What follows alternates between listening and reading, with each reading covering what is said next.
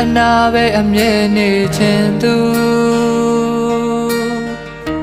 မင်းအတွက်အမြဲတမ်းအဖြေခံလူတယောက်လို့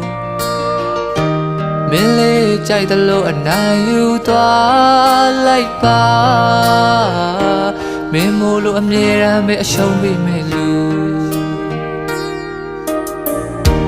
မင်းလေးဆိုသမျှအမြဲလို့ခံသူပေးစားခြင်းလို့အချစ်ကို